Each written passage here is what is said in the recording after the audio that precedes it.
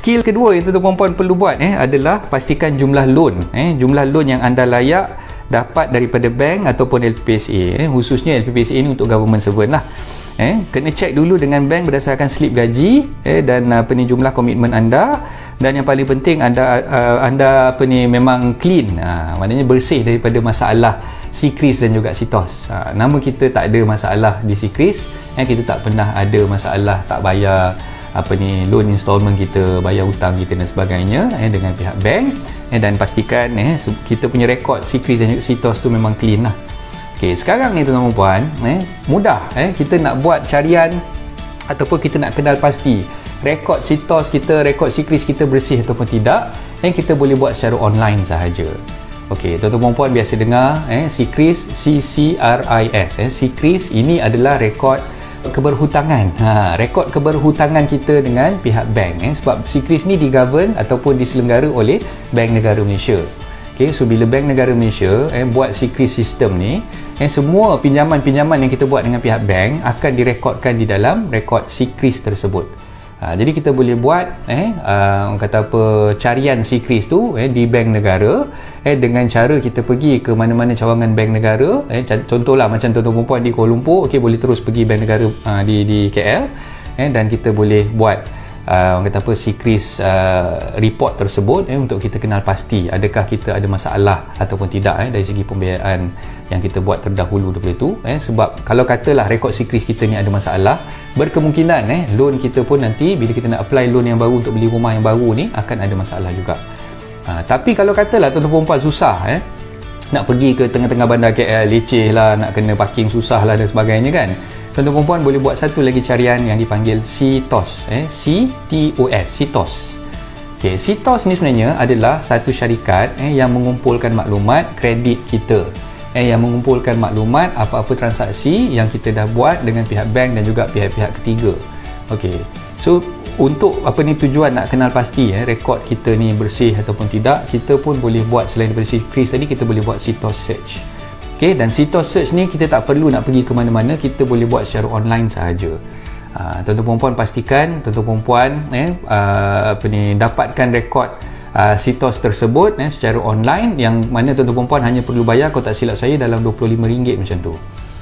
Murah je lah, tak mahal mana pun. Tuan-tuan puan boleh pergi ke website dia SITOS, CTOS. Bila dah masuk SITOS tu daftarkan diri. Bila dah daftarkan diri tu, tuan-tuan puan perlu buat pembayaran untuk mendapatkan rekod SITOS tersebut. Daripada rekod SITOS tu dah termasuk sekali kita punya rekod pembiayaan ataupun SECRIS dengan pihak bank komersial yang kita buat tadilah. Seterusnya skill yang ketiga, apa yang tuan-tuan puan perlu buat, pastikan duit kat tangan tuan-tuan puan cukup untuk melunaskan sekurang-kurangnya 12% daripada harga jual beli tuan-tuan puan yang rumah yang nak dibeli tadi.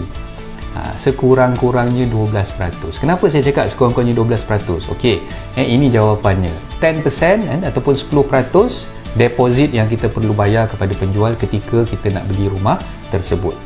Okey, itu 10% tu memang dalam mana-mana pembelian rumah secara subsale, kita nak beli rumah daripada atas tangan orang, rumah second hand, kita kena pastikan yang kita dah ready dengan duit 10%. Another 2% tu adalah untuk tuan-tuan standby nak bayar legal fees dan juga bayaran-bayaran disbursement. Legal fees dan juga bayaran-bayaran disbursement, termasuklah bayaran-bayaran stamp duty. Okey, stamp duty yang kena bayar ni ada dua tuan-tuan puan. Satu, stamp duty untuk MOT, dokumen pindah milik. Bila kita nak beli rumah, kita kena tangani borang pindah milik ataupun borang 14A. Kat situ dah ada satu stamp duty. Okay, stamp duty yang kedua adalah untuk loan agreement dengan bank. Okay, loan agreement dengan bank pun ada stamp duty-nya juga. Dalam buku saya dah terangkan macam mana cara pengiraan, macam mana tuan-tuan puan nak mudah kira. Ada aplikasi yang tuan-tuan puan boleh download. Aplikasi itu nama dia Easy Law, ataupun tuan-tuan puan boleh juga download satu lagi aplikasi yang namanya PCMY. Dua aplikasi ni tuan-tuan puan boleh download dan tuan-tuan puan mudah untuk mengira cara legal fee dan juga stamp duty tu. Kita boleh dapat within a second je. Kita masukkan figure harga jual beli, kita tekan send, dan terus dapat dia punya calculation dia berapa legal fee dan juga stamp duty yang kita perlu bayar.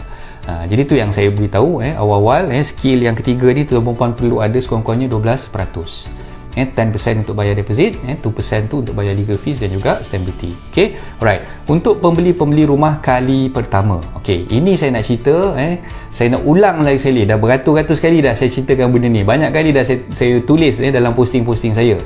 Untuk pembelian rumah kali yang pertama, jika anda membeli rumah kediaman kali yang pertama berharga RM500,000 dan ke bawah, RM500,000 dan ke bawah, anda boleh dapat pengecualian duty stamp. Okey, pengecualian duty stamp tu bukannya satu saja, untuk MOT saja, untuk dokumen pindah milik saja, anda boleh dapat untuk dua-dua sekali. Dokumen pindah milik MOT pun anda boleh dapat pengecualian, loan agreement dengan bank pun anda boleh dapat pengecualian. Jadi untunglah bagi mereka yang nak membeli rumah kali yang pertama, anda tak perlu risau nak bayar stamp duty tu lagi. Sebab apa? Ianya dah dikecualikan dengan syarat anda beli rumah kediaman dan harganya mestilah berharga RM500,000 dan ke bawah, dan anda membeli rumah kali yang pertama, bukan rumah kedua, rumah ketiga dan seterusnya. Hanya pembelian rumah kali pertama saja yang layak. Okey, jadi itu skill yang ketiga yang saya terangkan sekejap tadi, dan saya dinyatakan juga dalam buku ni, anda juga boleh membuat pengeluaran EPF ataupun KWSP untuk pembelian rumah. Okey, bukan cerita yang PM umumkan baru ni yang 10,000 boleh keluarkan duit EPF tu, bukan, ini cerita lain. Tuan-tuan perempuan kena ingat, kita dalam akaun KWSP kita ada dua akaun, satu akaun satu lagi akaun dua. Okey, yang boleh buat pengeluaran untuk pembelian rumah ni adalah daripada akaun dua. Daripada akaun 2 tuan-tuan perempuan. So tuan-tuan perempuan boleh membuat pengeluaran untuk membeli rumah dengan mengisi borang tertentu, dan tuan-tuan perempuan boleh mengeluarkan sehingga 10% daripada harga jual beli yang tuan-tuan perempuan beli rumah tersebut daripada akaun 2 tuan-tuan perempuan. So ini pun boleh digunakan, langkah ni pun boleh digunakan kalau katalah duit kita cash kat tangan tak berapa nak ada, tak cukup lagi nak cover 10% deposit yang kita perlu bayar untuk rumah yang kita nak beli tadi tu, maka kita ada option untuk mengeluarkan duit daripada akaun 2 KWSP. Saya ada terangkan juga dalam buku saya. Okey, right, tu yang ketiga. Skill yang keempat, tuan-tuan perempuan kena nego sampai jadi. Nego sampai jadi. So nak nego ni sebenarnya tuan-tuan perempuan, kalau katalah ditakdirkan anda membeli rumah daripada seorang perunding hartanah ataupun ejen hartanah, okey, anda kena pastikan yang anda juga memainkan peranan untuk mendapatkan harga yang anda inginkan. So rundingan tu dibuat oleh perunding hartanah, tapi dalam masa yang sama anda sebagai bakal pembeli, anda kena gunakan skill yang ada untuk anda negotiate juga dengan penjual-penjual yang sedia ada di luar sana lah, untuk mendapatkan harga yang anda inginkan. Tapi saya nak tegurkan juga bakal-bakal pembeli ni, janganlah pula kita nak dapatkan harga yang tak munasabah. Munasabah ke munasrawak ke tak kisahlah kan, jangan pula kita nak dapatkan harga yang tidak munasabah. Kalau kita dah tengok tadi kan saya dah kata, skill yang pertama kena tengok market value, pastikan kita beli di bawah harga median, cari rumah yang boleh kita dapat beli dengan harga di bawah harga pasaran, tapi janganlah pula kita tekan sampai tak logik. Kalau kita sendiri sebagai penjual pun kita dengar pun kita nak muntah. Kalau kita sebagai penjual pun kita dengar, kau ni biar betul, takkanlah aku nak jual rumah harga RM200,000 kau nak tekan sampai RM150,000, RM50,000 kau nak suruh aku bagi diskaun kat kau, tak logik lah kan tuan-tuan perempuan. So kita nak tekan pun kita tekanlah sikit-sikit. Janganlah melampau-lampau sangat, nak mengharapkan ejen tu bukan Superman. Perunding-perunding hartanah tu yang ada tu, dia orang pun manusia macam kita juga kan. So takkanlah dia orang nak letak muka kat mana, owner tu nak jual dengan harga RM200,000, kita nak tekan sampai RM150,000, RM50,000 less. Kau ingat apa, penjual tu desperado sangat ke nak jual rumah dekat engkau kan. So jangan sampai macam tu sekali. So pastikan bila kita nak negotiate harga yang kita offer, pastikan harga tu taklah terlalu menekan dan taklah orang kata apa, dianggap macam kurang ajar pula dengan penjual, tak munasabah harga yang kita tawarkan. Jangan tekan terlalu teruk sangatlah. Okey, itu skill keempat, nego sampai jadi. Okey, dan seterusnya beli ikut kemampuan. Okey, so ini pun banyak kali dah saya terangkan. Cek dulu kita punya gaji, kemampuan kita untuk melunaskan hutang-hutang sedia ada, kemampuan kita untuk meneruskan kehidupan kita. Kehidupan kita sehari-hari, bayar hutang, itu satu hal lah. PT-PTN, jangan lupa hutang PT-PTN, siapa yang ada hutang PT-PTN kena bayar.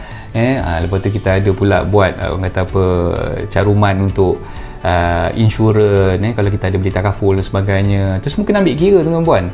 Perbelanjaan anak kita, isteri kita, perbelanjaan kita sendiri, duit minyak kita, duit tol kita, so berapa yang kita kena bayar setiap bulan tu kita kena ambil kira. Semuanya tu kita kena ambil kira untuk mengenal pasti berapakah tahap kemampuan kita. Okey, so insyaAllah kita jumpa lagi pada masa-masa yang akan datang. Assalamualaikum warahmatullahi wabarakatuh. Bye.